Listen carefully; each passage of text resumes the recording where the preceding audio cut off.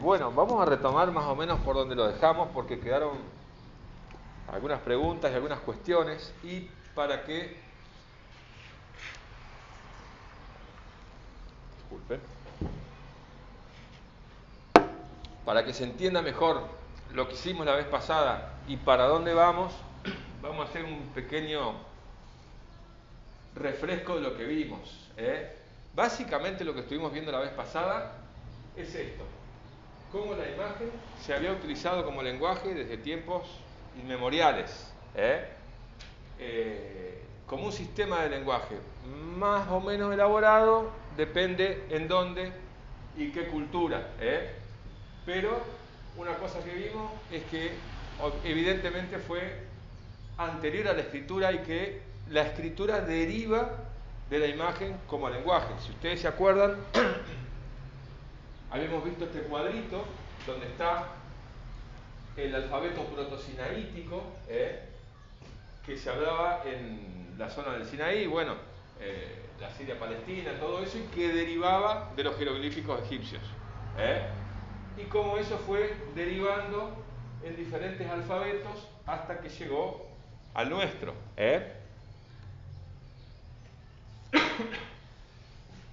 También vimos otra cosa, que la imagen no era solamente dibujada o grabada en piedra, sino que también estaba en cerámica, también la encontrábamos en el arte rupestre y también la encontrábamos en los textiles. Bueno, los textiles no me acuerdo si hablamos, porque yo en realidad no puse ningún ejemplo, pero bueno, en la zona andina, por ejemplo, los textiles son prácticamente, o mejor dicho, no son, eran una especie de textos históricos, textos sobre creencias, textos sobre lo que sea, y por eso eran extremadamente valorados. De hecho, en la época de las invasiones de los españoles, cuando tenían que salir rajando porque algo se venía algún ataque de los españoles, no se ponían a esconder el oro como hubieran hecho los españoles, escondían los textiles, porque ahí estaba lo importante, lo que necesitaban saber. Quizá alguna vez escucharon hablar de los mantos de Paracas, de los enterramientos que se hacían, unas momias que se llamaban, o les decían fardos, porque estaban envueltas por muchas capas de mantos. Esos mantos por ahí se estaban tejiendo durante años y ahí estaba toda la historia, toda la familia, todo. Otra cosa que no vimos y que no es ni textil ni imagen, pero que también es interesante porque es otra forma de escritura, son los quipus. No sé si alguna vez oyeron hablar de los quipus. Los quipus se usaron en toda la zona andina, inclusive hasta en Chile y Argentina. Era una cuerda más o menos larga de la que colgaban montones de cuerdas de diferentes colores y en las que se hacían nudos. Eso era una forma de escritura muy compleja y muy precisa.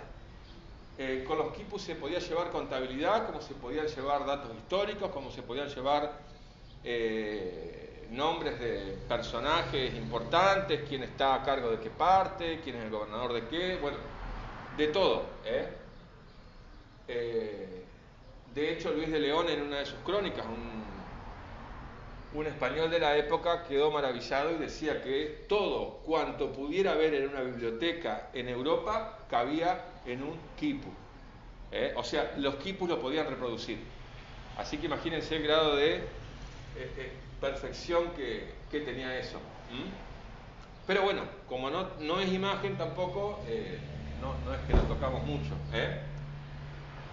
Después vimos que los pictogramas van derivando en ideogramas, o sea, la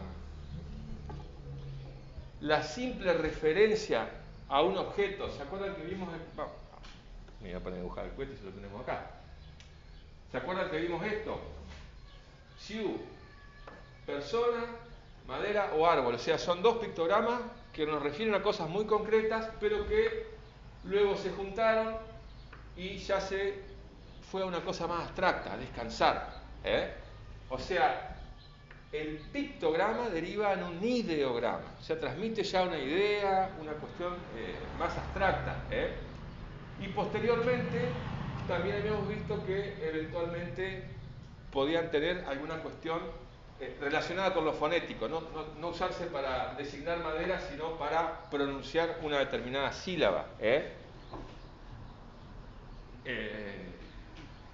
O, bueno, en ese caso sílabas, no consonantes. El alfabeto fonético sí, empieza por los consonánticos, hay también silábicos, pero los primeros fueron los consonánticos.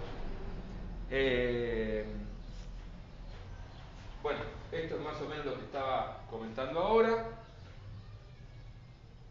En muchas culturas eso siguió avanzando, la escritura fonética, como decíamos, los alfabetos silábicos, los alfabetos consonánticos. Y en ese caso la imagen fue obviamente perdiendo su sentido de único lenguaje, digamos, porque se empezó a escribir y la imagen quedó más bien relegada, no sé si relegada o se reformuló hacia una cuestión mucho más simbólica, que es lo que vamos a empezar a ver ahora y que es lo que nos va a llevar directamente al emoji. Y dejamos 3 preguntas que no sé si las pensaron. ¿Cuál sería la función del emoji? ¿En qué se diferenciaban de los jeroglíficos? ¿Y en qué se asemeja el emoji a las pautas culturales cristianas? Que fue una derivación muy derivada, pero que, como decíamos, vamos a ver que tiene todo que ver. O sea, parece que no, pero sí, porque si no entendemos el proceso en el contexto general, no lo vamos a poder agarrar. Y cuando hablamos de pautas culturales cristianas, nos referimos exactamente a eso, a pautas culturales, no una cuestión de que si creo en Dios, que el arcángel Gabriel, que la cruz, que esto y lo otro, sino a una forma de relacionarnos, a una forma de entender el mundo y de vincularnos dentro de él. No es casualidad que haya surgido el cristianismo y no es casualidad que se haya convertido en apenas 200 años en la religión oficial del imperio que lo combatía. En algún momento a alguien que se llamaba Constantino le hizo un clic y dijo: acá está la papa, toda nuestra ley ya no sirve más, porque es una ley que tiene mucho de tribal y ya no somos una tribu, somos un imperio. Bueno, no vamos a poder hablar de eso, pero tenía determinadas características a las que el cristianismo le caía justo. La principal, que eran todos iguales, que el imperio romano, por algo se mantuvo tanto tiempo, permitía frente a los partos, frente a los persas, a cualquier otro imperio, que cualquiera pueda acceder a lugares de privilegio, incluso ser emperador sin ser romano, sin ser ni siquiera italiano. Trajano, Adriano, eran españoles, o sea, íberos, digamos, no existía España en aquella época, pero bueno, eran de esa zona, eran de familias de esa zona, no eran de familias romanas que se habían trasladado allá, eran aborígenes, por decirlo, de la península ibérica. Bueno, y otras cosas más. Y también cambian las relaciones entre los hombres. Si uno mira el Viejo Testamento y el Nuevo Testamento, son dos cosas totalmente diferentes. Parece que estamos hablando de otro Dios, de otro mundo, de otro planeta directamente.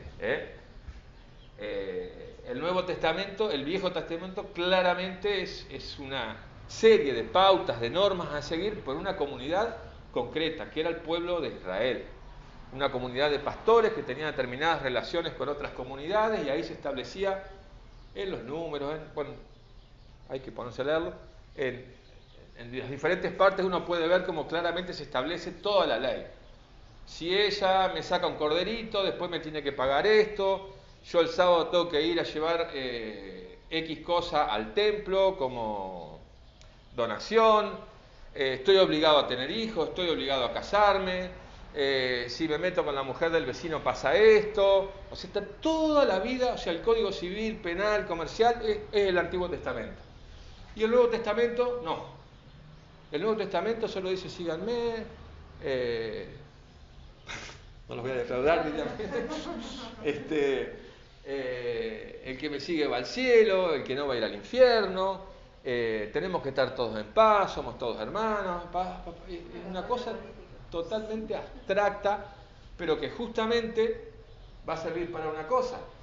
Yo les dije que pensaran en una cuestión, que el cristianismo postula que Dios es único y verdadero, y que de ahí se derivan un montón de cuestiones, que las tenemos muy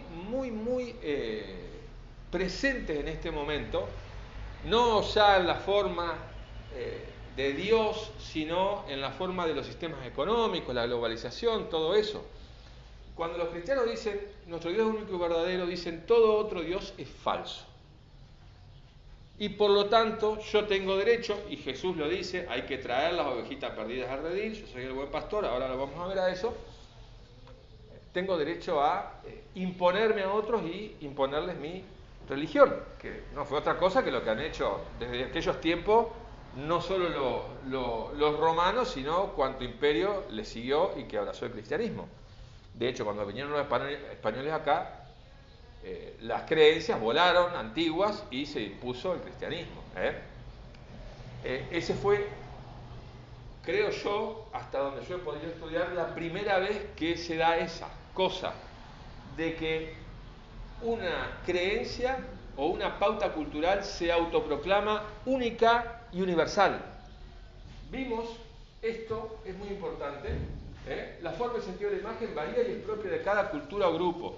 Antes cada cultura, cada grupo, cada sociedad tenía sus pautas culturales y les servía a ellos. Y no las imponían a nadie, ni siquiera a los romanos. Los romanos sí exigían que dentro del culto de cada provincia, de cada pueblo sometido, se adore por lo menos a un dios romano, que era la ley romana. O sea, se metan dentro de la ley romana. Pero no cuando se quedaron con Egipto, ¿se acuerdan? Cleopatra, Julio César, Marco Antonio, toda esa novela rosa, o no tan rosa, también tiene mucho de roja, porque hubo mucha sangre ahí. Los egipcios siguieron con todas sus creencias, pero adoptaron o mezclaron dioses romanos con egipcios y siguieron para adelante, no había problema. Los cristianos no, eliminan cuanta cosa sea diferente e imponen la suya, e imponen una forma de relación. Entonces, vamos a ver cómo va a funcionar eso. Bueno, esto es un poquito lo que estuvimos hablando, de lo gráfico a lo fonético. Los primeros alfabetos posta a posta que no utilizaron la imagen, sino directamente un signo casi arbitrario, bueno, fue la escritura cuneiforme, que supuestamente es la primera escritura que se conoce. Asirios y compañía usaban la escritura cuneiforme y la grababan sobre tablas de arcilla. Pero, vamos a ver otra cosa interesante en un segundo. Habíamos visto el alfabeto fenicio como el primer alfabeto consonántico del cual van a derivar el latino, el griego, el hebreo, el árabe. Acá tenemos un cuadrito que por supuesto está ahí en el texto, donde están las derivaciones. Es un poquito como el anterior, pero partiendo del fenicio. El fenicio era consonántico, como ven, no tiene vocales. Esto funciona como vocal, esto funciona como vocal. Se van transformando, pero en principio era consonántico y las vocales se ubicaban por contexto, por decirlo de alguna manera. ¿Se acuerdan que vimos las abreviaturas que usan en Estados Unidos y en Inglaterra? Bueno, es bastante sencillo calcular, son poquitas las consonantes. En América, supuestamente, los alfabetos más antiguos son la escritura maya del siglo III. Después tenemos la escritura epiolmeca, pero ya en la era, entrando a la era cristiana, entre el 500 a.C. y el 500 después de Cristo. Sin embargo, y fíjense cómo empieza a aparecer esa cuestión de que hablábamos recién del cristianismo, hay un bloque que se encontró, que es el bloque de Cascajal, al que nadie le da mucha pelota, pero tiene 3000 años y una escritura fonética, silábica fonética.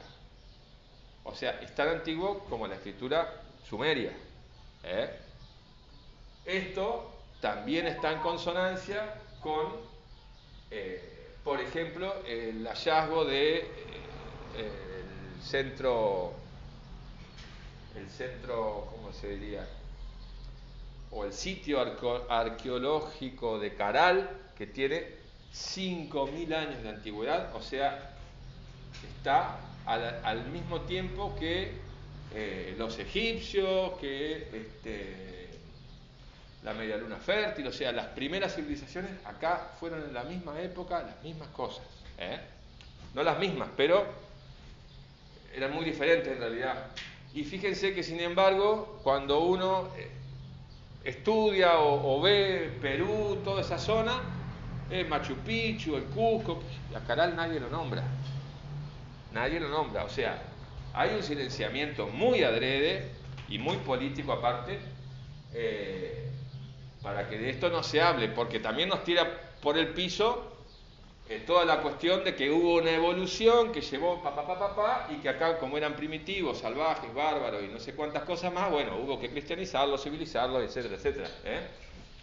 Nos rompe un poco el cuentito de la historia que se nos hace habitualmente, que habría que escribirlo de nuevo, porque está escrito de acuerdo a las necesidades, los intereses de los europeos del siglo XIX, que fueron los que desarrollaron, digamos, la ciencia de la historia como la conocemos hoy.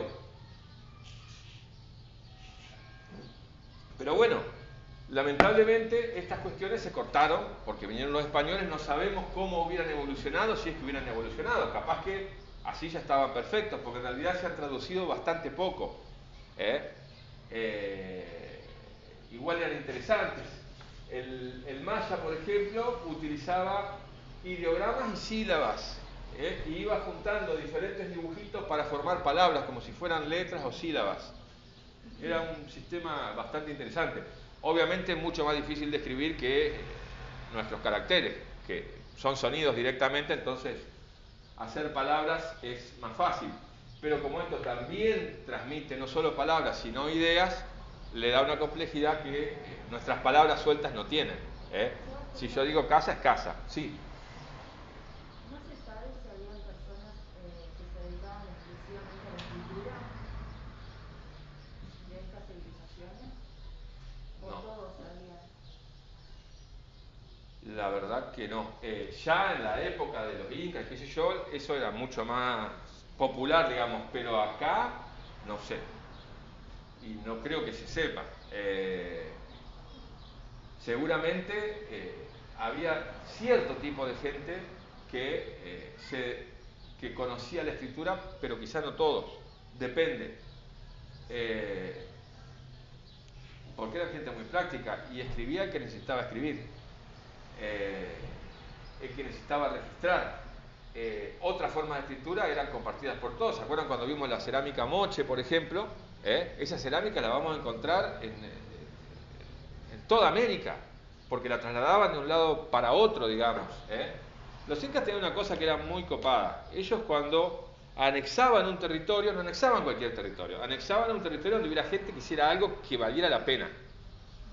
Por ejemplo, acá en la zona del norte era muy bueno el trabajo en bronce. En la zona de Salta, Jujuy, eran unos broncitas, pero de la puta madre. Y ya empecé de nuevo con mi vocabulario académico. Y ellos les hacían hacer bronces, cosas de bronce, y las desparramaban por todo el imperio. A su vez, a esta gente les llegaban otras cosas de otros lados que ellos no hacían. O sea, hacían un intercambio que no era comercial, porque se hacía simplemente de acuerdo a lo que cada grupo producía y a lo que cada grupo necesitaba se le iba dando. Trueque. Era como una especie de trueque, exactamente. Muchas veces acá se habla de comercio, las rutas comerciales de los mayas, los olmecas. No eran rutas comerciales, acá no existía comercio, existía intercambio. Y es muy diferente intercambiar que comerciar. Muy diferente. Cuando uno intercambia en valores equivalentes. Cuando uno comercia, obtiene una ganancia, y eso lleva a acumular y a eventualmente querer acumular mucho más y eventualmente a reventar gente que me está jodiendo en la acumulación y bueno, todos sabemos cómo son las guerras comerciales. O sea, es muy diferente la relación entre la gente. Bien, y acá pasamos a una cuestión interesante, que es lo que les decía, que el símbolo ya deja de ser escritura y pasa a ser algo más abstracto, expresar ideas.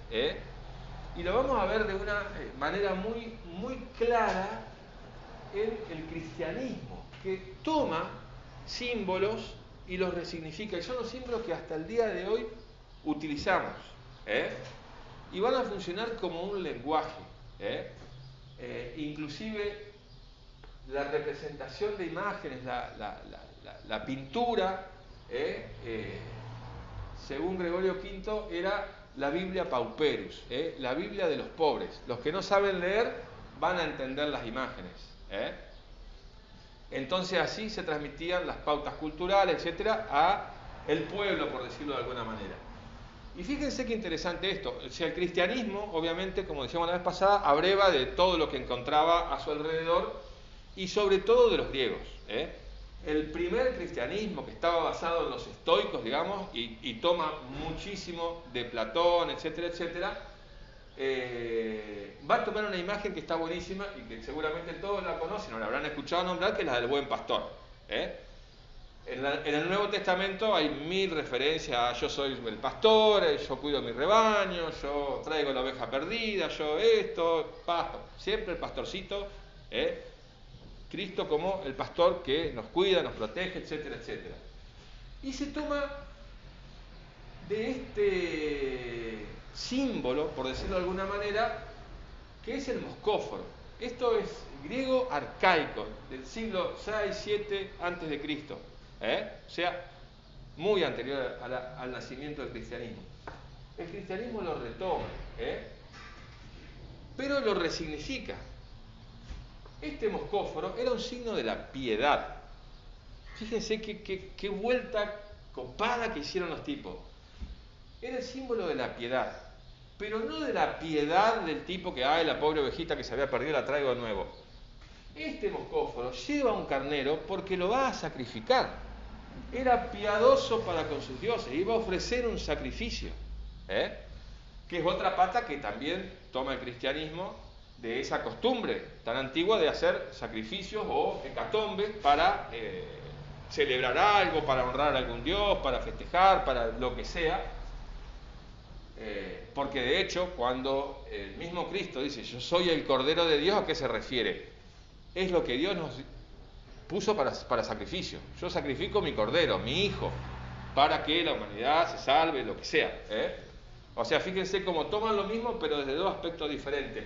Y esta imagen la van a tomar como una de las primeras representaciones que hay de Cristo. Cristo como el buen pastor, después está el Cristo juez, bueno, hay un montón de cosas. El ancla era un símbolo que en todo el Mediterráneo se usaba muchísimo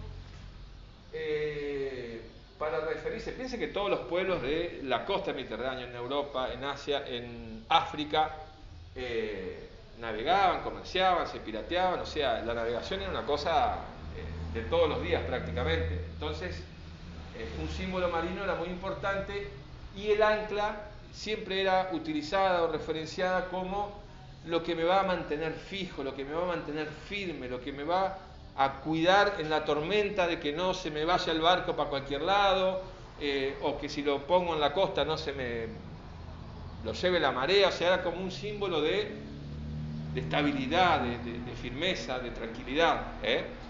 ¿Y cómo lo van a resignificar los primeros cristianos?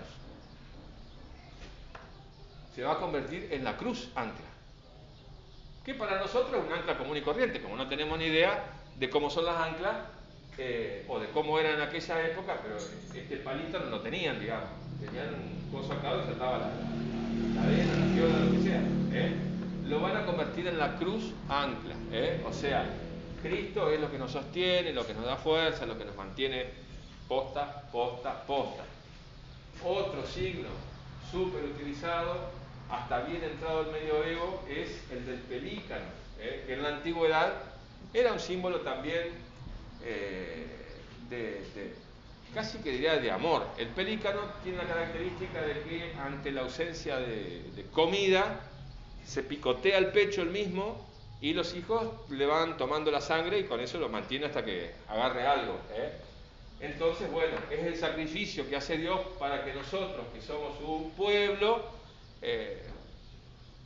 nos alimentemos o conservemos la fe o lo que sea. El pez, como símbolo de Jesucristo, va y viene por toda la Biblia. Todavía hoy vamos a ver en muchos autos, en muchos lugares, la calcamonía de un pez que es así nomás. No, es muy simple. Muchos evangelistas, hay unos que lo usan particularmente mucho. Y acá volvemos a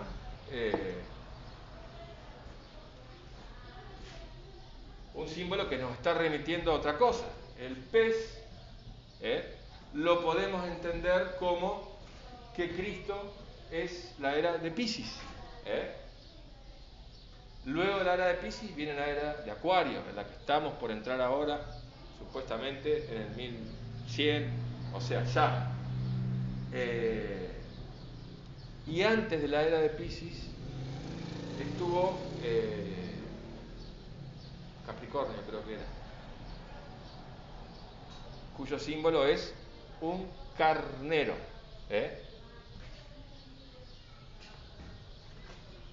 Cristo es la nueva era.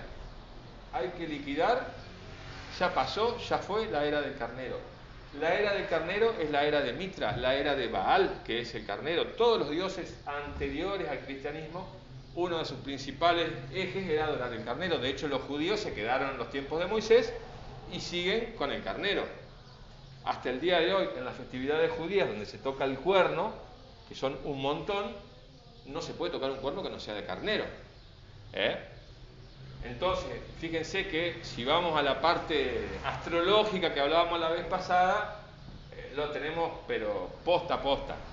Y si seguimos adelante, en la Biblia, en la Pascua, cuando Cristo va a ser sacrificado, va a morir,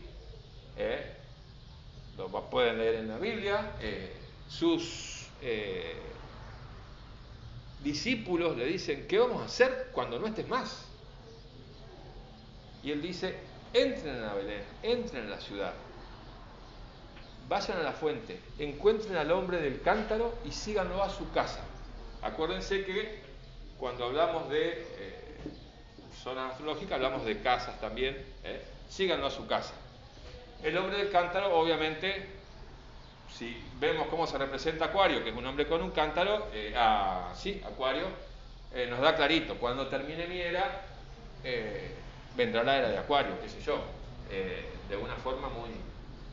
Bueno, y este otro, la vid, que lo vamos a volver a ver dentro de un ratito, también era un signo de la abundancia, la alegría, era el símbolo de Baco en Grecia, y el cristianismo lo resignificó por el racimo, donde todos los cristianos están juntos, o la pasión de Cristo por el tema del rojo de la sangre. Bueno, lo resignificó y se siguió utilizando.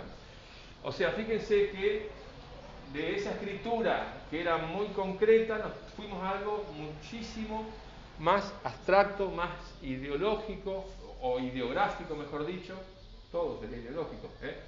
Acá en este cuadro de vuelta volvemos a ver las uvas. Ya estamos en el Renacimiento y seguimos usando símbolos y símbolos y símbolos para poder explicar. O sea, esto funciona como un lenguaje. Ahora, este lenguaje, como el de cualquier pueblo que use símbolos, yo tomé esto porque son los que conocemos nosotros. En China habrá millones de símbolos, en India también, qué sé yo. Van a tener una característica, que son para comunicar algo a todo el mundo. Y de hecho, fíjense lo que hablábamos recién, cuando los cristianos llegan a América, se imponen acá estos símbolos, no los que había acá. Se siguen usando los símbolos que se usaban en el Mediterráneo, que no tienen nada que ver con lo que acá se vivía, pero que estaban relacionados con esas pautas culturales. O sea, se cambió la pauta cultural, la forma de relación. Costó sangre, sudor y lágrimas, a los indios, por supuesto. Pero fíjense que ahí tenemos esa cuestión de la universalidad, la globalización, si quieren. O sea, una misma cosa para todos, sí. No termino de entender cuál es la diferencia entre los símbolos anteriores y los símbolos del cristianismo. Básicamente, ¿qué sería? Que se abstraen por ahí aún más. Que se abstraen y son universales. Los símbolos anteriores, o sea, esos símbolos olmecas o de lo que sea que veíamos antes, eran entendidos por ese pueblo. Pero también representaban algo muy concreto, es eso. Claro, pero no tenían una ansia o una idea de ser el símbolo para toda la humanidad en todo tiempo y en todo lugar. Servían para un pueblo en su contexto. Si ese pueblo era eliminado o se moría de hambre, lo que sea, sus creencias, sus símbolos, su escritura desaparecía. Porque era para ellos y no servía para otros. Imaginémonos, por ejemplo, el símbolo del pelícano. Vienen los españoles acá y me traen el símbolo del pelícano y yo soy un indio que está en la playa y lo veo llegar en la carabela y me muestra el símbolo del pelícano. Yo no entiendo nada. Claro, es de ellos. Y yo tengo mis propios símbolos. La diferencia es que ellos imponían sus símbolos, su cultura, porque esos símbolos expresan algo. Acá, bueno, lo acabamos de ver, no sabemos qué quieren decir tales o cuales escrituras. ¿Por qué? Porque esos pueblos desaparecieron. Y como esos símbolos estaban referidos a su cultura, a su cosmovisión, no sabemos qué significan. El encuentro anterior, ¿se acuerdan que vimos los tejidos de las chicas? Que hacen los wichis acá. No los entendemos, porque ellos los hacen pensando en ellos, los generaron naturalmente para referirse a cosas. Ellos tienen que ir a buscar el mistol o el chañar, el pájaro carpintero, pum, pum, están todos reflejados ahí en su iconografía. Una cosmovisión determinada. Exactamente. Y una utilidad determinada inclusive. Entonces no hay una universalidad. Ellos no dicen, mi creencia es la única y verdadera y todo el mundo la tiene que tener. No, la hacen siguiendo su... Por eso el cristianismo se vuelve tan abstracto, inclusive con respecto a las deidades, porque... Era necesario también para poder imponer eso, si no... Es que si no es imposible, exactamente. Si no es absolutamente imposible. Tiene que irse a lo absolutamente abstracto, porque si acá tenemos un dios del maíz, en Europa no hay maíz. Entonces, ellos me traen el dios de, no sé qué, la frutilla, supónganse que había en Europa y acá no, qué sé yo, no sé qué planta hay. ¿Y acá qué van a hacer los pueblos gringos? ¿Cómo se van a identificar con eso? ¿Cómo van a...? No, tiene que ser algo que esté en el aire. De hecho, yo no sé si la guardé o no. Fíjense esto. Esto es un esquema que, para no hacerlo yo o buscarlo algún otro, me lo afané de Hunger Gold, el tipo que mencionamos la vez pasada, de la cosmogonía moche. Este, oeste, sur, norte, solsticio, equinoccio, día, noche, masculino, femenino, tierra, mar. Toda su cosmogonía y las figuritas que veíamos en la cerámica estaban relacionadas con esto. ¿Por qué? Porque ellos tenían que manejar todos estos espacios, digamos, de la naturaleza y de la vida para poder producir el futuro. Para los moches era importantísimo cumplir con todo lo que tenían que cumplir para que el futuro se produzca y no se detenga el tiempo. Inclusive ir y trabajar junto a los muertos. Por eso tienen tanta cerámica referida a los muertos, porque le hacían mucha ofrenda y todo, porque los muertos seguían cumpliendo una función vital para ellos.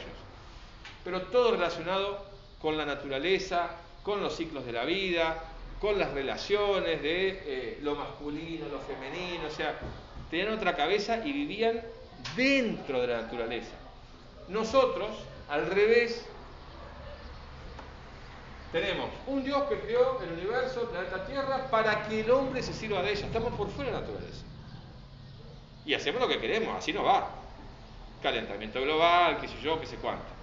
Es como que estamos afuera, la naturaleza es aparte. Vemos un carpincho, qué bicho raro. No, es parte de nuestro ecosistema. Y así sigue derecho.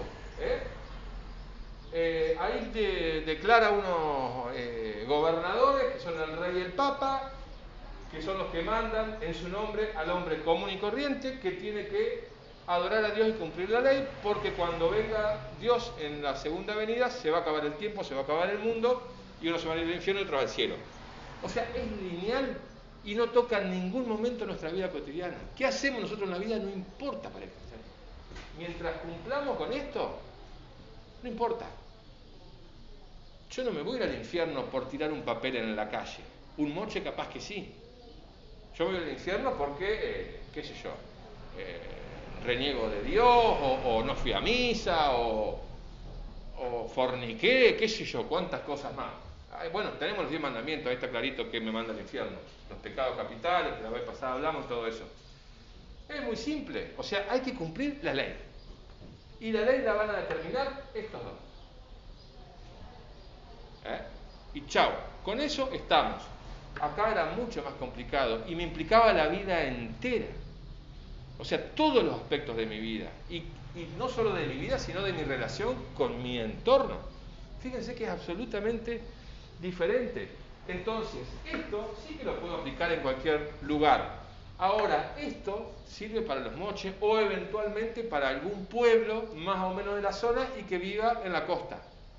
Porque los moches vivían en la costa del mar Pacífico, del Océano Pacífico. Por eso el mar era extremadamente importante para ellos. Si nosotros nos vamos a pueblos de la Amazonia, vamos a ver que no tienen ningún dios relacionado con el mar. Y si les llevamos un dios relacionado con el mar, no les sirve para nada. Porque ahí hay una pauta que ellos no pueden cumplir. En cambio, esto sí sirve a cualquiera, en cualquier momento, en cualquier tiempo. No hay problema. Por eso se puede expandir y por eso se tuvo que abstraer, porque si seguía basándose en la vida material concreta, solamente iba a servir para quienes estaban. Como pasaba en el Antiguo Testamento, te tenés que ir al desierto y hacer tal cosa. Y yo vivo en el Gran Chaco. ¿Qué desierto voy a encontrar ahí? ¿Sí? Pura selva. ¿Qué hago? No puedo cumplir esas pautas. No sé si me expliqué, al final fue... José, Sí. pero pensando en otras culturas, por ejemplo, yo imagino ahora, la China, por ejemplo, ¿en qué se basaba? Nada que ver con esto. Pero acá hablando del punto de vista cristiano. Y China, que ya era potencia de un montón de cosas. Sí, pero los chinos no imponían su... Por eso. Aparte, China también vive un proceso diferente. O sea, el Imperio Romano llegó un momento en que abarcaba Oriente y Occidente. Y ahí estaban muy, muy diferentes las cosas. China se mantuvo dentro de una parte de Asia donde más o menos todo estaban más o menos en la misma. No tenía ese problema y no pretendió invadir Europa. Y si lo hubiera hecho, como lo hicieron, intentaron los persas, los partos, todo eso, lo hacía de otra manera. Iba, los cagaba todo a palo y les cobraba tributo. Pero no les imponía, ustedes trabajen como quieran, hagan lo que quieran. Los cristianos no, ya te imponen una forma de relación, de trabajo, o sea, el hecho de que haya ricos y pobres, que algunos sean dueños y otros no, que ya estaba establecido en el cristianismo, como cosa naturalizada, digamos. En las otras creencias por ahí no, otros pueblos por ahí no se manejaban así. Entonces, los romanos paganos, los persas, los partos, bueno, los mongoles no, porque rompían todo, los dejaban, que hicieran lo que quieran. Mientras pagaran el tributo, ustedes manéjense. A mí me entregan a fin de mes el billetito y ya está. En cambio esto, no. Tiene otra connotación. Lo que pasa es que también tenía que ver con la tierra, el uso de la tierra, las riquezas que salían de la tierra, Cuando el dinero empieza a hacerse mucho más power y los papas se empiezan a asociar y empiezan a participar de eso, ya también toda esta creencia se pasó casi que al dinero o a las corporaciones. Podemos decir que nuestro Dios hoy son Cargill, 3 o 4 familias que manejan todo el mundo, todas las empresas y todo, y chau. Pero básicamente es lo mismo, universal, global, para todo tiempo y para todo lugar. Y el que no entra es mi enemigo. Lo mismo Cristo lo dijo, el que no está conmigo está contra mí, así de clarito. Los primeros que pagaron el pato fueron los judíos, que fueron los primeros enemigos que se armó el cristianismo como para, sí. Respecto a lo que decía él, vos hablás entonces de una dominación, por un lado, tenemos al rey, tenemos al papa en Europa occidental, ¿no? Y una dominación ideológica a través de la religión. En China y en Asia no pasó eso, la religión en ese sentido, una dominación ideológica a través de la religión. No, se mandaron misioneros 500.000, son espectaculares los intentos del cristianismo por penetrar en Asia. Marco Polo, antes de Marco Polo y después de Marco Polo hubo misiones y todas estuvieron a punto de captar al emperador y todas fracasaron en el último momento, todas. Todos los cristianos que fueron a esa zona terminaron todos muertos, masacrados, etcétera, etcétera. Habían convertido muchísima gente, etcétera. Ahí empezaron también las disputas entre los jesuitas que iban allá y que tenían otra idea de cómo convencerlos, cómo meterse. Y el Vaticano, que ya lo tenían los jesuitas, sí, hasta que los terminó eliminando del mapa. Lo mismo que hicieron con los templarios. En Marco Polo les lleva el billete a Occidente. En Occidente no había billete. Y en China sí, claro. Ya estaba el billete. Bueno, y Marco Polo que lo lleva. Nosotros todo lo que conocemos lo inventaron los chinos. Salvo el automóvil y la tele, el resto es invento chino y viene de aquella época. Todo. Los europeos vivían en la edad de piedra. De hecho, en las primeras grandes civilizaciones, ¿por qué se peleaban los persas con los griegos, con los egipcios? Y nadie iba a Europa.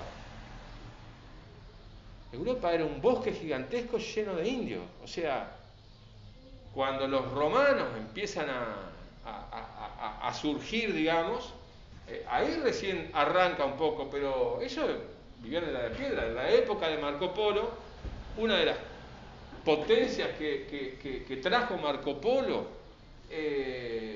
a Europa y que le dio una fuerza increíble, aparte del estribo, por ejemplo, que permitió que existiera toda la caballería medieval, las armaduras, todo eso sin el estribo no hubiera existido.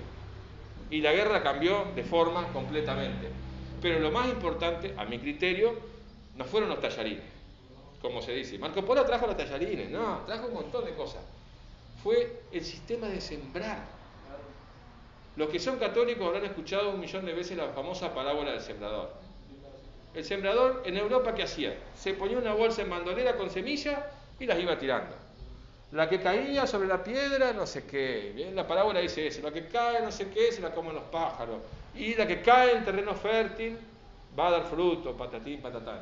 La palabra de Dios es igual. Bueno, los chinos ¿cómo sembraban? Araban la tierra, iban con un palito, un paso, un agujero, una semilla. Otro paso, otro agujero, otra semilla. El rinde era del 100%. Los europeos desperdiciaban semillas a lo loco, o sea, el rinde que tenían ellos era nulo. Imagínense pasar de sembrar así, tirando lo que pase, a, supongo que en esa época vendrán los espantapájaros, porque era la única forma. Cuando vos enterrás la semilla, te olvidás del espantapájaro. No hay problema. A menos que haya pájaros que se coman, bueno, fruto y otras cosas, pero digamos que no te van a comer la semilla. Eso le dio un power a Europa impresionante. Más producción, más comida, más... Pero más claro, piensen que en aquella época todo tenía que sacarse de la tierra. Encima que ya venían las pestes y todo, el poder tener esos rindes los ayudó mucho a sobrellevar esas circunstancias, digamos. Por ahí me llama la atención es en cuánto tiempo desarrollaron estos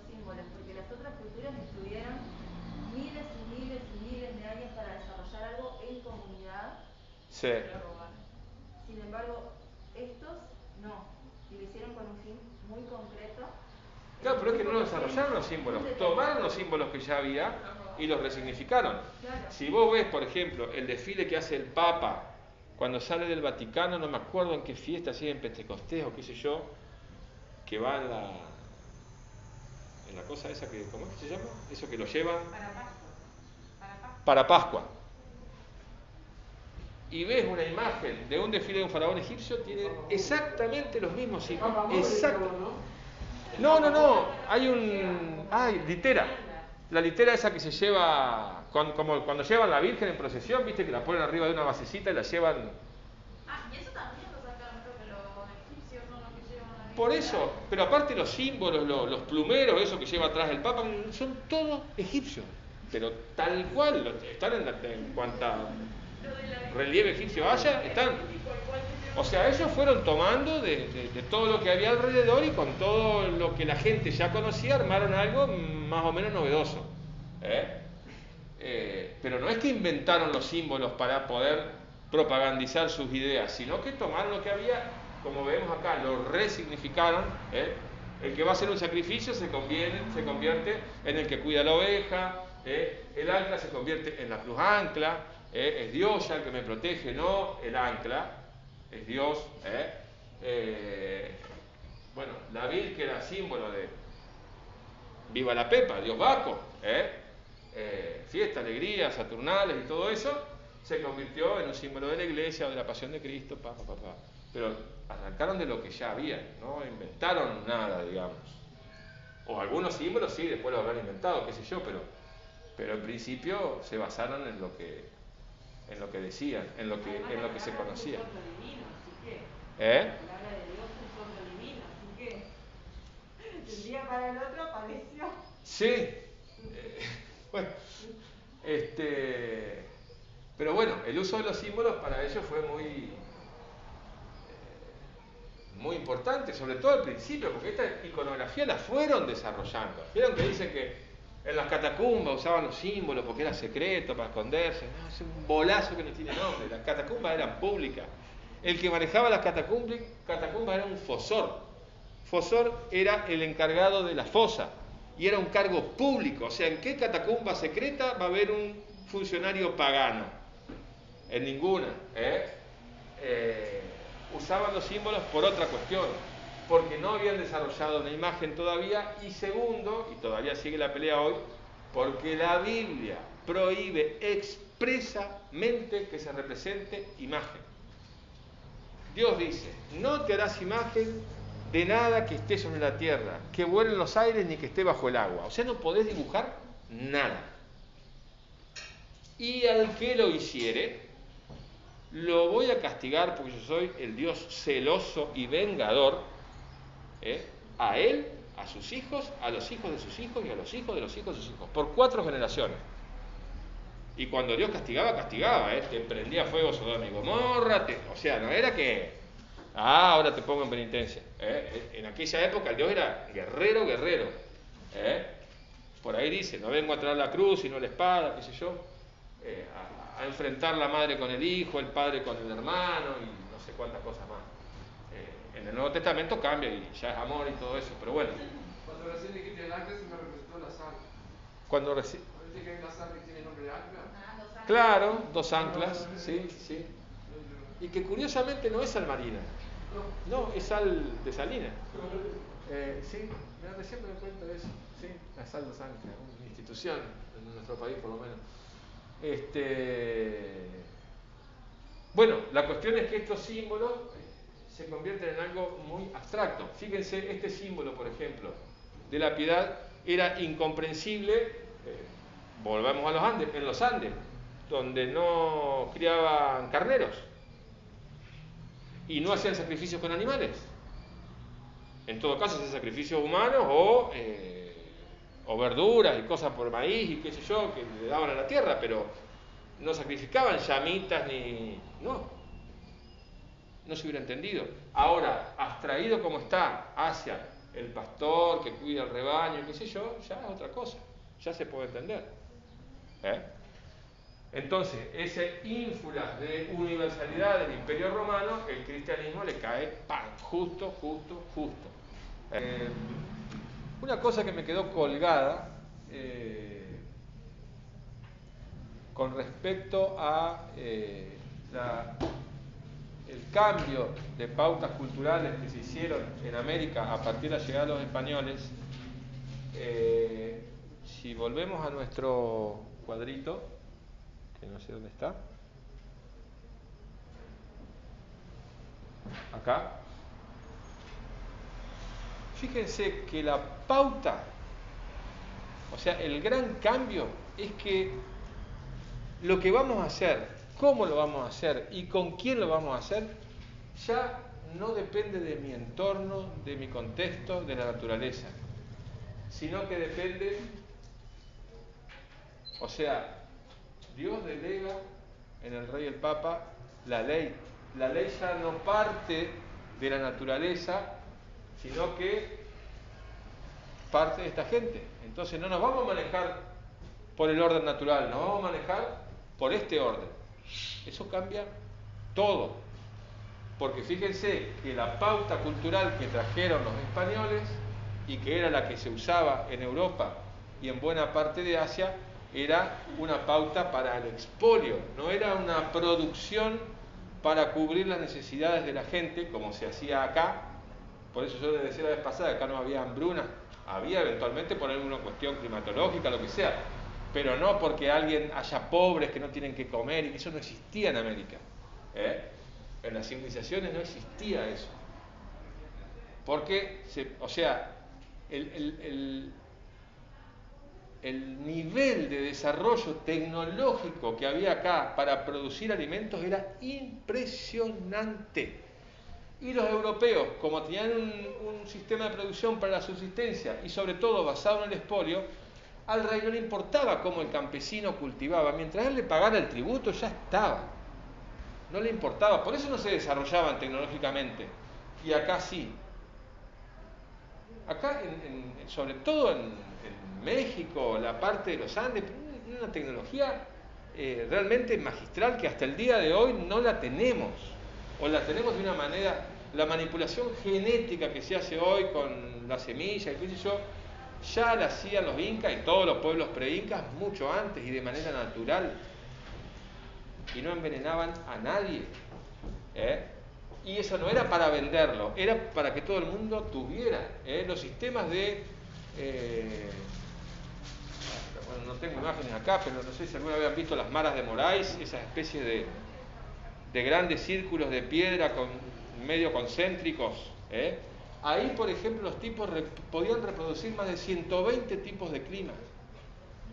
Ir adaptando semillas y plantas que eran de zonas de nivel del mar para poder sembrarlas a 3.000 metros de altura o 4.000 metros de altura.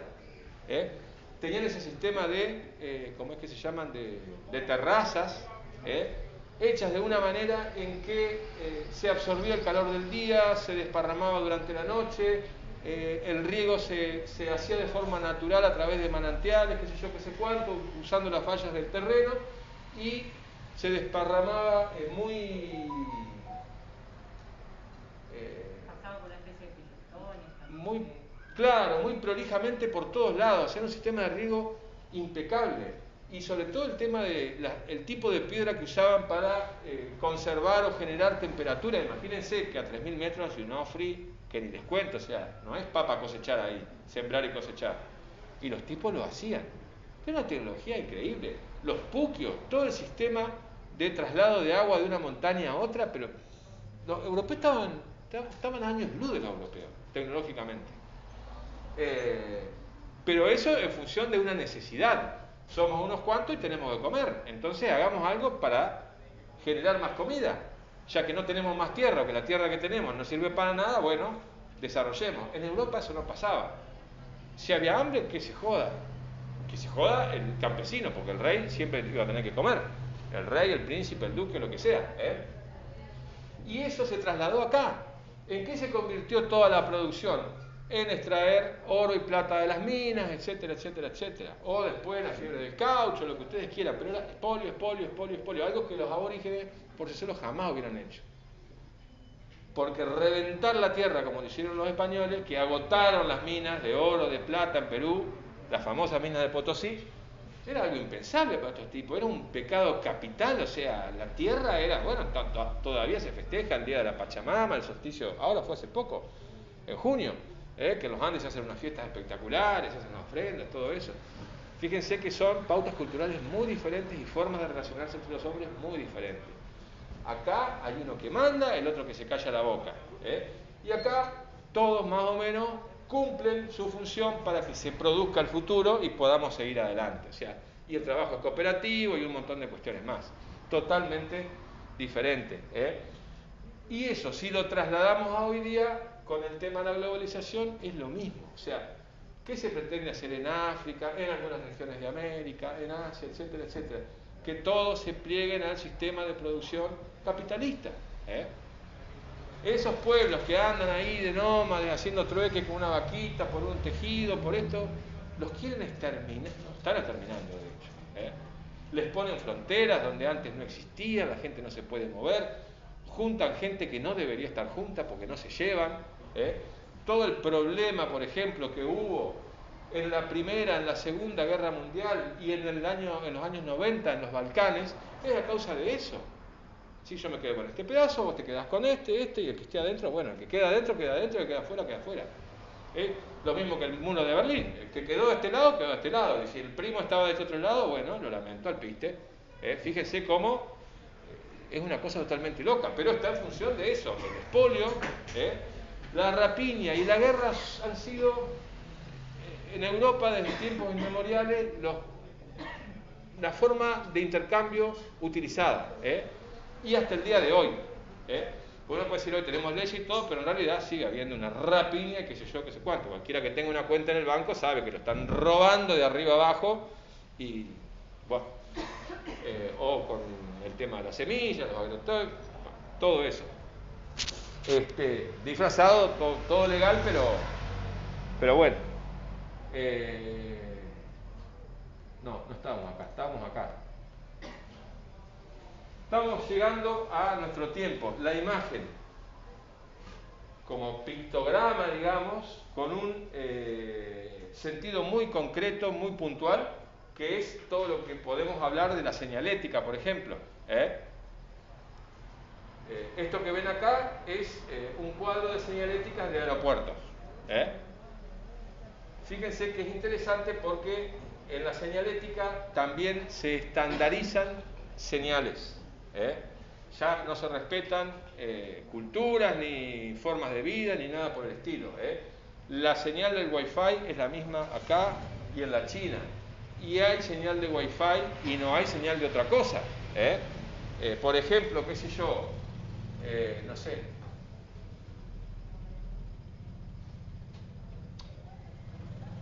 Vamos de nuevo a África, los pueblos nómadas. ¿Se acuerdan la primera diapositiva que vimos de la pintura rupestre? Vamos a irnos bien para arriba. Esto, señalética del desierto. Acá está un pozo, acá está otro pozo, acá está otro pozo, se va por acá, se va por acá. Esos pueblos no tienen señalética ahora, o la señalética que hay no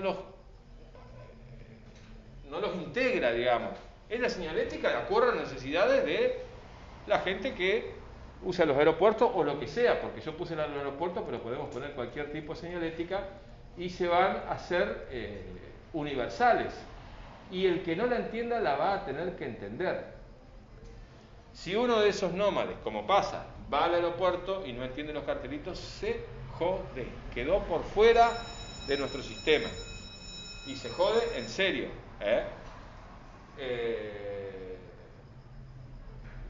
Bueno, en los aviones, por ejemplo, por ahí se puede llegar a ver, o vamos a los colectivos nomás. Si yo quiero ir subir a un colectivo con mi gallina y mi cabrito, lo más probable es que el chofer me saque a patadas. Y sin embargo, ¿qué pasa si yo necesito hacer eso? Una vez me llamó mucho la atención, cuando yo era estudiante, vivía en Buenos Aires, un amigo se ganó una beca y se fue a Holanda. Él estaba estudiando ingeniería, vivíamos juntos. Y le sorprendió que en Holanda dejaban subir con perros al colectivo, cosa que en Buenos Aires era algo absolutamente imposible. No sé, ahora yo hace 1000 años que no voy. Y él dijo, pero ¿cómo dejan subir los perros a los colectivos? Dice, pero ¿y si necesitas llevarlo a algún lado, cómo haces? O sea, así de simple fue la respuesta, más obvia. No, el veterinario. Claro, en una ciudad grande el veterinario te queda a 50 cuadras, ¿qué haces? ¿Lo vas a llevar caminando al bicho si no tenés auto? Bueno, o sea, sentido común. Pero fíjense que ahí están contemplando una necesidad particular de un lugar particular, y estas cosas no contemplan nada de eso, particularidades, son universales. Por eso se jode tanto, y acá nosotros tenemos que entrar a pensar mucho, de que todos los problemas del hambre y qué sé yo, que hay en África, se solucionan con educación. Y le mandan educación. Tenemos 1000 años de educación, estamos para atrás. Esa educación, ¿qué va a hacer? Implantar estas pautas culturales, no otra cosa.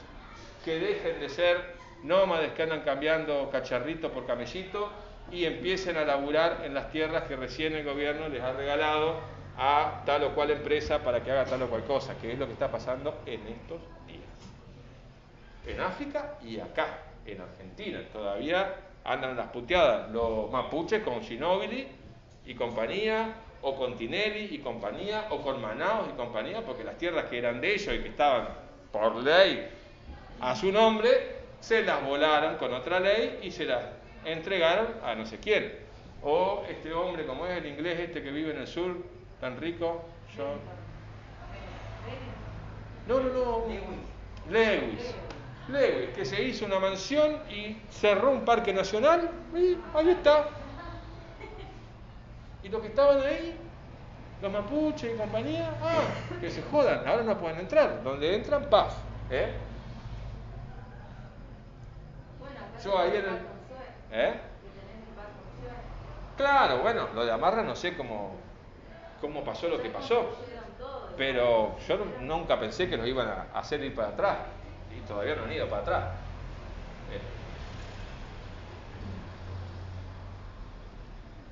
Por ahí cuando ¿se acuerdan que yo les comentaba? Creo que una vez estuve ahí con los Wich y los Kwon en Formosa. Esto fue con los Kwon. Ellos para ir al río, cerca de la ciudad de Formosa, en la reserva, está cercado, porque son tierras que ahora se privatizaron, digamos. Entonces, para que no crucen al río a sacar barro o totora, los dueños les han puesto alambrado eléctrico. Y ellos, si bien entienden claramente que no pueden, porque eso tiene un dueño, y hay un alambrado eléctrico, van lo mismo. Y cuando logran cruzar el alambrado eléctrico, ¿qué pasa? Vienen los dueños, chun, y los bajan a tiro. Y no pasa nada. Porque son indios y porque están infringiendo la ley. Porque la ley dice, acá tiene que haber un alambrado porque este terreno es del señor y no puede entrar ningún indio a hacer nada. Ni siquiera sacar barro para hacer un cacharrito de morondanga que después lo vende a 5 pesos en la puerta del Carrefour. Porque eso es lo que pasa. Entonces fíjense cómo las pautas culturales no son pavadas y... no. Bueno, qué sé yo. La cuestión es que no sé por qué me fui para allá, pero estábamos acá. Por la señalética. Por un lado esto, muy concreto, cortito al pie. Por otro lado esto que también la imagen como símbolo y como discurso. Eso de abstraer, simbolizar. Esta imagen es bastante antigua, como ustedes verán, de la revista Paris Match, que es una revista francesa. Esta imagen es de los años 60. Y Roland Barthes, que es un lingüista, filósofo, qué sé yo, francés, la analizó mucho por todo lo que transmite esta imagen en nuestra cultura. Capaz la ve un Juan y no entiende ni qué es. O la ve un africano, bueno, sí, los africanos sí que lo van a entender, porque ellos han padecido a los franceses. La conclusión que saca Roland Barthes con esto es que con esta imagen, que es lo más inocente que hay, un soldado negro haciendo la venia, está justificando y naturalizando la imperialidad francesa. O sea, las masacres que hicieron los franceses en África Central, acá quedan justificadas y naturalizadas. Francia siempre fue un imperio. Y no solo eso, sino que tratamos bien a nuestros conquistados. Por ejemplo, acá vemos un soldado nigeriano con el uniforme francés, que no importa si es el uniforme francés, haciendo la venia ¿a quién? ¿A quién está haciendo la venia ese soldado? Miren la foto. Imagínense, está mirando para arriba, a la bandera francesa. No está haciendo la venia al coronel ni a nadie, a la bandera, está ahí mirando la bandera. Bueno, el análisis es mucho más exhaustivo de lo que yo les digo y está muy interesante. Está en un libro que se llama Mitologías y vale la pena leerlo. Analiza mucho también las publicidades y cómo van metiendo cosas, o cómo fomentan la estupidez y que de los años 60, imagínense si viviera hoy, pero sería un picnic, 20 volúmenes tendría su libro. Claro. Esa publicidad de Citroën, los horóscopos de las revistas, las recetas de cocina, depende si es una revista para gente rica o si es una revista para gente pobre, cómo cambian las recetas. No, es lo que dice, y está buenísimo eso, es que en las recetas de la revista top, digamos, se ve de qué está hecha la comida. Es carne de cerdo con trufas y no sé qué. Y en cambio la de los pobres es pura salsa. Hay que tapar la ropa vieja o el puchero que estaba haciendo, entonces lo disfrazo con una salsa y le pongo 2 plantitas de perejil para que quede lindo. Y parece que estoy comiendo un plato espectacular cuando en realidad estoy comiendo la misma porquería de siempre disfrazada. Son sutilezas que él ve, pero que son muy interesantes, porque aparte esas cosas no pasan por casualidad, están fríamente calculadas. Sí, como ahora que pasan de todas las revistas, ya top la polenta, que la ponen como una comida. Claro, ahora se pone de moda la polenta, La polenta, el caldo de hueso y vayas a ver cuántas cosas más. Sí. Vacacionar en la ciudad y descubrirla que nunca la hemos visto. No, son unos capos. Y también me pareció interesante que hay un esquema que se repite, fíjense como todo universal. Esta revista es la revista Life, que no sé si sigue saliendo en forma física todavía, que es norteamericana, una revista como la gente acá, histórica, típica.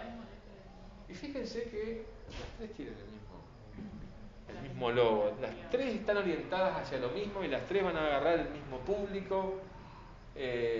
Si ven la revista Hola, por ejemplo, tiene exactamente el mismo logo, fondo rojo y Hola en blanco.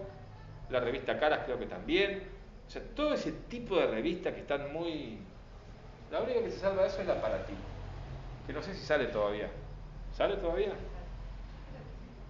Bueno, la Para Ti es tremenda. O era tremenda. Yo lo leía en la época en que mi abuela vivía y compraba la Para Ti porque decía tejido, qué sé yo, las cosas que hizo la Para Ti, o sea, era una máquina de bajar líneas sobre cómo debe ser la gente, esto, lo otro. Bueno, en la época de la dictadura ni hablar. Por ahí tengo una nota que no sé de dónde la rescaté, donde habla de cómo identificar profesores que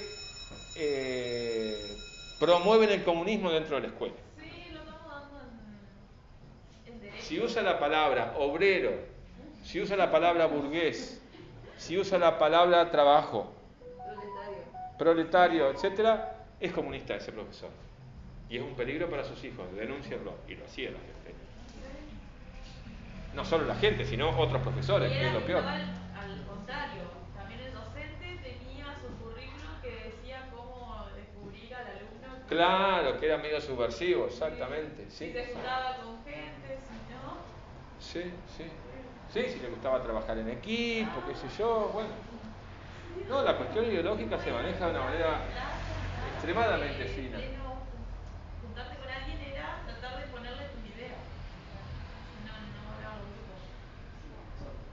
Bien, Entonces, este ha sido el derrotero histórico de la imagen. Y llegamos al fin, digamos, a lo último en imagen, que son los emojis. Y los emojis son muy interesantes. ¿Por qué? Porque va a pasar lo mismo que pasó con las pautas culturales. Los emojis vienen de los emoticones. ¿Se acuerdan? En la época del Messenger, antes del Messenger, cuando empezó el mensaje de texto, no había emojis. Y los mensajes de texto son muy ambiguos en muchas ocasiones porque falta la gestualidad, falta el tono, falta la mirada, falta esto y aquello. Entonces, para enfatizar algún sentimiento, se empezaron a usar una combinación de signos, punto, punto y coma, XD, que es medio ambiguo, algunos creen que es por Dios, otros lo usan como una carita muy sonriente. Y las empresas rápidamente se dieron cuenta de que podían captar más gente. Creo que los pioneros de eso fue el famoso, mítico Messenger de Hotmail, que ya no existe más, y que empezaron a hacer esto, pero con formas más divertidas, por decirlo de alguna manera, en color y qué sé yo cuánto, pero no se quedaron ahí, siguieron avanzando, y ahora, como les decía la vez pasada, tenemos más de 3.000 emojis. Entonces, ¿para qué sirve el emoji? Nosotros hablábamos del jeroglífico o toda la imagen en el sentido de que transmitía, era una forma de lenguaje para transmitir cosas, información, ideas, lo que sea, a un grupo, y que era naturalmente compartida por ese grupo. El emoji no, parece que sí, pero no, porque nosotros no decidimos qué emoji vamos a utilizar. Alguien lo decide por nosotros y tiene nombre y apellido, se llama Consorcio Unicode, que es un consorcio de que puede participar cualquier persona del mundo, es súper democrático. Cada socio, un voto. Pero dentro de esos asociados están Microsoft y otras empresas, qué sé yo, que son las que en realidad deciden, porque ellos tienen todos los votos del mundo. Nosotros podemos decir, ay, ¿por qué no hacen un icono del mate, que nosotros somos argentinos? Y bueno, tomate un icono del mate. Si quieren. Y ellos deciden qué y cómo. Entonces, lo que nosotros tenemos que hacer es analizar un poco este lenguaje en su contexto, digamos. Primero, en el contexto de que debería o originalmente servía para aclarar un sentido en un mensaje de texto. El emoji no se puede usar en literatura, porque si bien algunos pueden transmitir ideas, pero no pueden convertirse, ahora por lo menos, como estamos, en un lenguaje más complejo, digamos, es muy básico lo que puedo transmitir a través de un emoji. Si yo quiero escribir una novela psicológica, qué sé yo, no sé, Madame Bovary, no puedo hacerlo con emoji, les aseguro. Tienen su límite. Entonces, un poco la idea es que la semana que viene pensemos algunas cuestiones en base a lo que hemos visto y saquemos algunas conclusiones. Si la función histórica del pictograma es comunicar, ¿cuál es la función del emoji en el mensaje? ¿Es igual que un jeroglífico? Acá volvemos un poquito a la señora del video, aquel de la preclase, que de alguna manera equiparaba a las dos cosas, que en el contexto de ella, de la exhibición, estaba perfecto porque servía para explicar. Pero ojo con pensar que son lo mismo por ahí, para mí que no. ¿En qué se diferencian los antiguos pictogramas e ideogramas y qué implicancias tienen culturalmente? socialmente. O sea, estas son preguntas que les tiro y que tenemos que tratar de respondernos en el próximo encuentro. Yo, obviamente, he ensayado algunas respuestas para esto, pero puedo estar equivocado o me puede faltar algo o lo que sea, y por eso estaría bueno que ustedes las piensen en lo que hemos hablado y traten de sacar sus conclusiones, y la semana que viene las compartimos y entre todos tratamos de cerrar una idea de a dónde hemos ido a parar con la imagen en la escritura, porque 20 cabezas piensan más que uno, seguro. Así que esto por supuesto ya está en el coso, si lo quieren consultar, no hace falta que lo anoten o algo por el estilo. Aclaro que no es una evaluación ni nada de eso. En los papeles podemos decir, sí, hicimos un trabajo práctico, no sé qué, pero el que quiera aporta algo y el que no quiera no hay ningún problema. Eso de las evaluaciones me parece medio dramático. Bien, yo no sé si por ahí les quedó alguna pregunta, alguna duda, alguna cosa haciendo ruido, o quieren agregar alguna otra cosa, o algún comentario, o algo. Tendrías que ver el video de vuelta, capaz te lo puedo pasar. Pero sé que el emoji, el primero, sale de la compañía Smiley, que es un círculo con una carita feliz. Ajá. Que se usaba en ese tiempo, no sé si para movimientos hippie. Ah. Usaba el estampado de la carita feliz. Ah. Y el primero que lo crea, bueno, el hijo después lo patrocina y ahí es donde ya empieza a hacerlo con movimiento para arriba, para abajo, empieza a hacer la primera carita de todas como la de felicidad. Claro. Y bueno, ahí después avanzan. Hicieron lo mismo que los cristianos. Se apropiaron los signos que ya estaban. Claro, o sea, los emoticones eran signos que ya estaban y que habían surgido naturalmente para satisfacer una necesidad muy particular y que seguramente variaban de cultura a cultura. O sea, un árabe, por ejemplo, en su mensaje de texto no podía poner los dos puntos y la paréntesis, porque en ese idioma no existen. ¿Qué emoji habrá usado? O un chino, o un ruso que habla en ese alfabeto cirílico que vimos la vez pasada. ¿Qué emoji habrán usado? ¿Cómo habrá sido? Ni que hablar de un koya o esos que hablan aymara y qué sé yo, qué sé cuánto. Vaya a saber. Para pensar mucho. Bien, no sé si alguien más quiere comentar alguna otra cosa. No sé cómo estamos con el tiempo. No, y por ahí pensamos también el lenguaje como una empresa también. Ajá. Que factura, que da dinero y que también beneficia a determinado sector de la sociedad. Sí, totalmente. Totalmente. Hasta hablar de emoji también te quedas medio antiguo porque ahora están los que tienen movimiento y lo que son ya los GIFs y los stickers.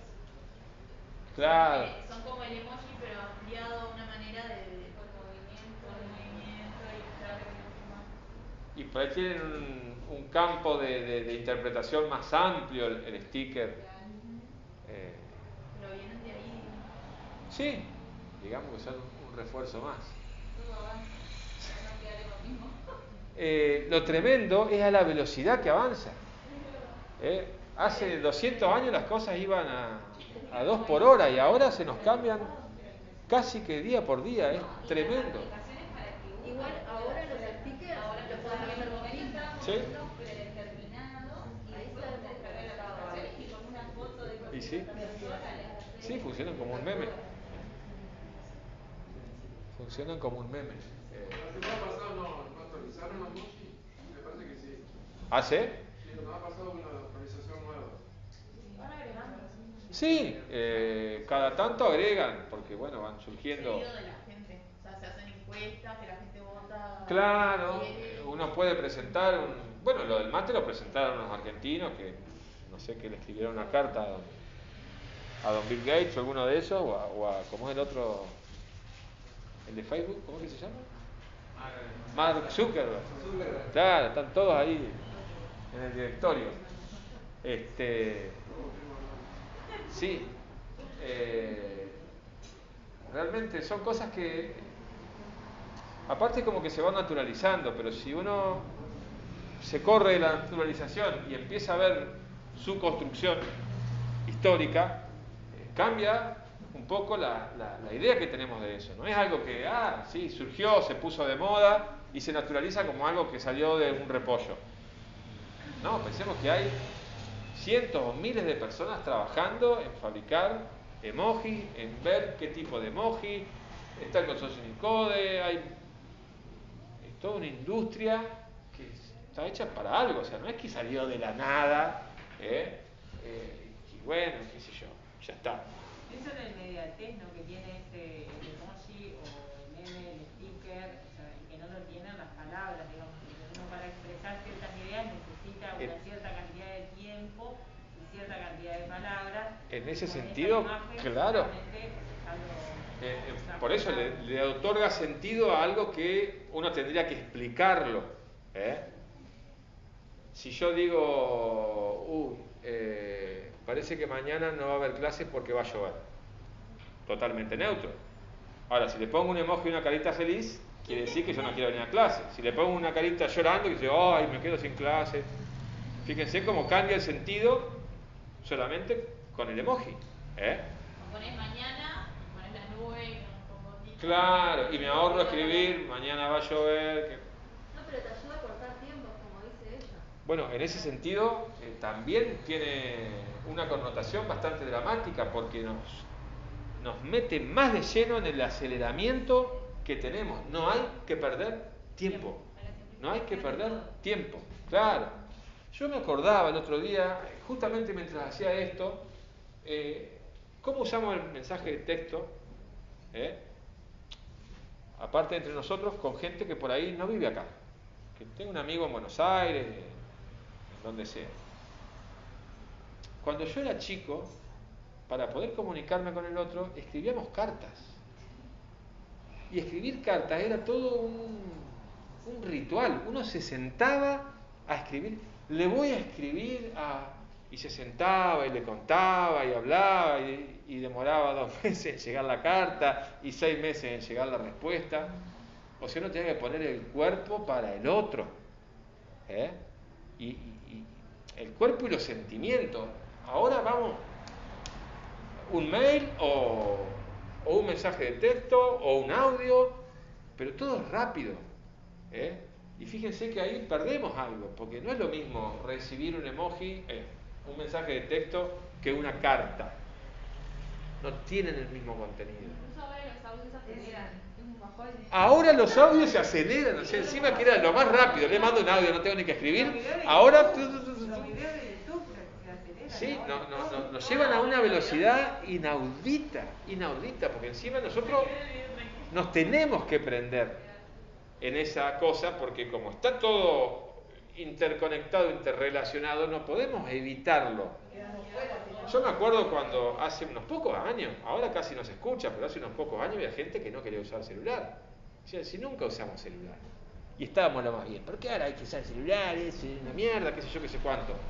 Pero hoy por hoy, si no usas celular, te quedás afuera de un montón de cosas. O sea, te arrastra la marea y te arrastra la marea. Y en ese sentido nosotros tenemos que parar y decir, bueno, ¿qué hacemos nosotros con esta marea de los emojis? O si quieren de los memes, de los GIFs, qué sé yo, en el aula los que somos docentes.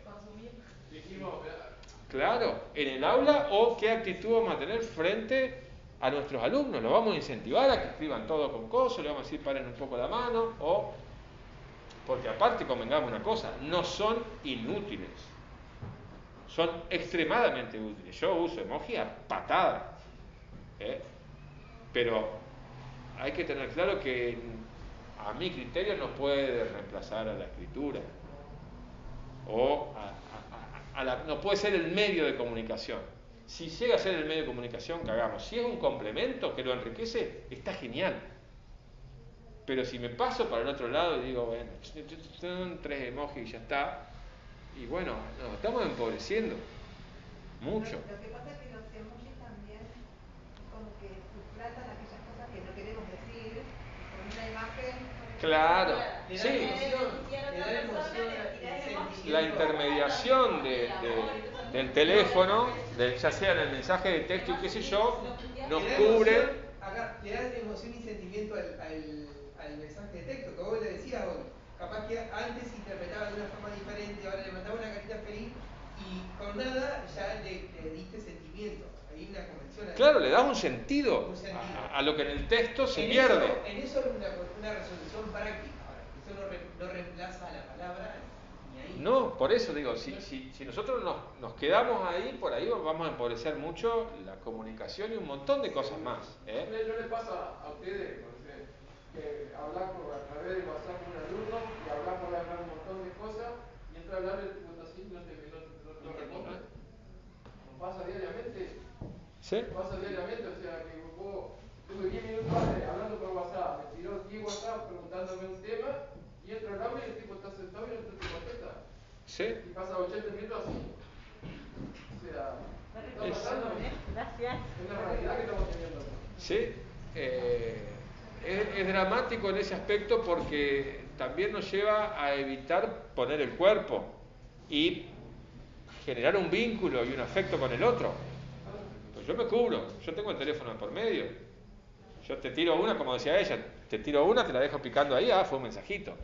Capaz que si te tengo frente a frente, no te lo digo. Claro, y hay que poner el cuerpo, porque los vínculos, las relaciones de personas se dan con el cuerpo, no con el... Por eso también esa liviandad que hay y que a muchos los ha afectado de manera dramática con las relaciones que se generan por internet. Porque uno dice cualquier cosa y miente a lo loco. Entonces se ponen de novios por internet, qué sé yo, qué sé cuánto, y por allá se conocen y... Claro, ¿cuántos casos hay? ¿Cuántos casos hay? O de locos sueltos que... Sartori, por ejemplo, es un creo que filólogo, un jurista, un filósofo, no sé bien qué es, pero estudia justamente cómo es las implicancias de la imagen del televisor anteriormente Claro. y del internet en las nuevas generaciones. Y él habla justamente de un empobrecimiento de la capacidad de entender. La imagen ha suplantado de alguna manera a la palabra. Pero yo no creo, es como que se ha debido cierto retraso mental, digamos, lo dice así explícitamente, en las nuevas generaciones. Y yo comparándolo por ahí con esto que vos comentabas, de estas tribus primitivas, bueno, no quiero decir que me idioma de enojar, pero... No me enojo, digámoslo así, porque bueno... De antes, yo no creo que hayan sido ningunos tontos, todo lo contrario. No. Pero sin embargo usaban el símbolo de la imagen. No sé si quiero entender por ahí hay una correspondencia ahí. No... Sí, pero ellos también, como decía recién, ponían el cuerpo permanentemente y eso te enriquece de una manera, lo mismo que leer frente a ver el video. Les tiro un dato. Nosotros ya tenemos una generación, los millennials, centennials, no sé cómo les quieran llamar, tienen que ahora le ponen el nombre, que ha nacido y vivido bajo los dispositivos. Es la primera vez, se cree que en la historia de la humanidad, que esta generación tiene coeficiente intelectual menor al anterior. Desde que eso se mide siempre ha ido increciendo, cada vez más información, más conocimiento, más cosas, más capacidad.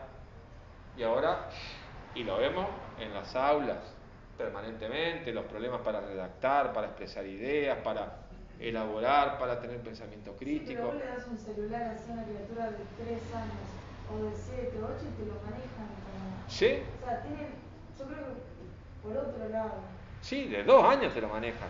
El problema es que lo manejan y pasan mucho tiempo frente a la pantalla. Y eso, un chico en Europa, ¿no? Por ejemplo, yo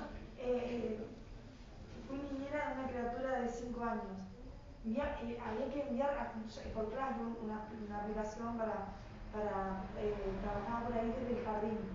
Y Y yo no sabía, o sea, el primer día que estuve hicimos la tarea, había que apuntarla y yo no tenía ni idea dónde era. Y la criatura te dijo. Estaba 2 horas yendo.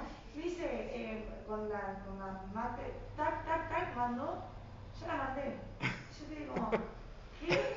Pero claro, o sea, yo se lo tengo que explicar a mi mamá cómo apuntar un trabajo práctico con un archivo adjunto, ¿Sí? cada vez que lo hace le tengo que estar explicando cómo se hace. ¿Sí?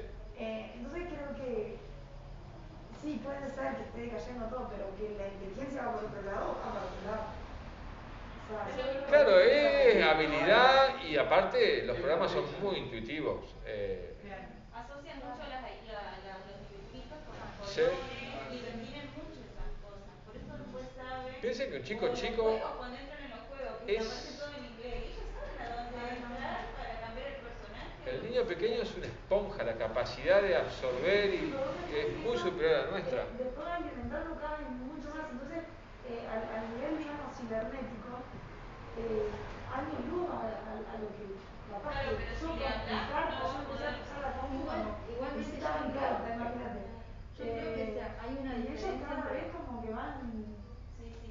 el mundo Es como que virtual y el mundo evolucionan por real una parte también. e involucionan por Involucionan otra. por el otro, ¿no? La realidad capaz que es... como que no la sé, vara para se la que- mide con lo que teníamos desde antes, digamos. No es comparar, digamos, de una generación con otra cuando tiene contextos sumamente diferentes. Es eso, va por otro lado, Claro. totalmente. Y no tienen miedo. Los Sí. adultos mayores tienen terror a servir. Es verdad, lo ven televisión.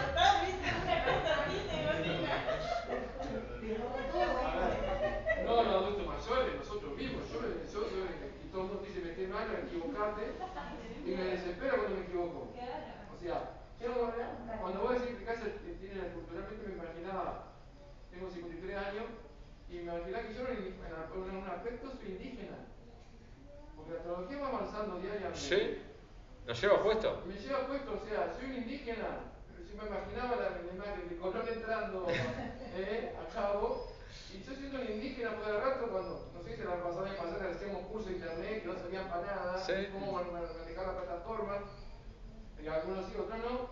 Y vos decías, ¿pero qué hablan? Hablan en chino, en japonés. ¿Qué plataforma? ¿Qué es eso? ¿Qué es esto? Y vos decís, yo me siento un indígena. Claro. O sea, perdónenme que lo comparé. No, sí. Y estos nativos digitales, como le dicen, los que tienen acceso a la digitalización, nos llevan años luz, como dice ella. O sea, un gurí de 2 o 3 años, nos vemos, adiós. Te maneja la cosa como... Te dice, no tengo celular, profesor. Claro, eso. Hay unos que están hiperconectados y otros sumamente conectados. Ese es el tema, esa es la brecha que se viene. ¿Sí? Pero es que la realidad está dividida también hace más o menos 30 años entre la realidad real y la realidad virtual.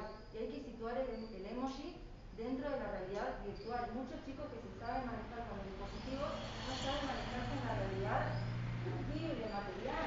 ¿Sí? Tienen serios problemas para socializar, conseguir No conocen las calles de Gualeguaychú, no conocen el barrio, no saben dónde viven en el barrio. Entonces yo no sé si, sí, Van al kiosco y... acá el celular, Claro. pero... La que sabe manejar en la vida A no mí me pasa en el aula, por ejemplo, ahora que empecé en la primaria con nenes chiquitos, que ellos no dibujan si copian o dibujan un juego que juegan o una imagen que vieron, no inventan. Claro. Y antes eso capaz se veía Ahí más. tenés un problema. Ellos no inventan, no puedo, si no veo no puedo, si no copio no puedo hacerlo. Igual. Entonces uno va, le pone, le proyecta, le tiene que llevar imágenes porque si no están los 40 minutos sentados diciendo y se enojan. Fíjate, hace 5 años atrás, cuando fue la última inundación, con la gente del instituto, fuimos al regimiento, que había unos evacuados ahí, a hacer actividades con los chicos. Eran chicos que no tenían celular, que no tenían nada.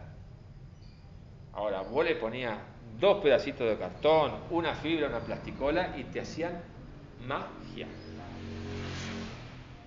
No estaban seteados Ahora, por con los ejemplo, dispositivos. a mí me pasa Los que tipos yo no pensaban sé- creativamente no sé y qué combinaban llevarle cosas. para que ellos trabajen.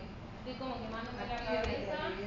Porque el dispositivo te da todo resuelto, ¿eh? No tenés que hacer mucho. No los atrapo con collage, no los atrapo con témpera, con nada.